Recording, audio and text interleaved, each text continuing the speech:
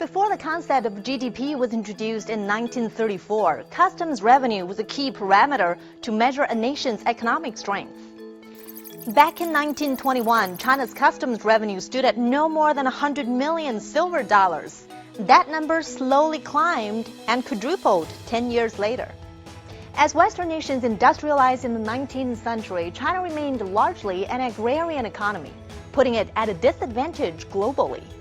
The Japanese invasion and an ensuing civil war devastated China's economy. 3 years after the founding of the People's Republic, the nation's GDP stood at only 68 billion yuan.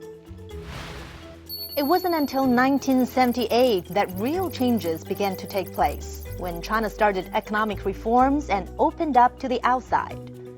In 1986, the GDP surpassed 1 trillion yuan. In year 2000, China overtook Italy as the 6th largest economy in the world, only slightly behind France. But the GDP was still only 1/10 of that of the United States, the world's largest.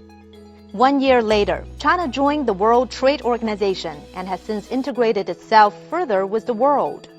In 2010, it overtook Japan to become the world's 2nd largest economy. China's economy is not only large in size, but also resilient. Last year, despite the pandemic, China was the only major economy to register a positive growth.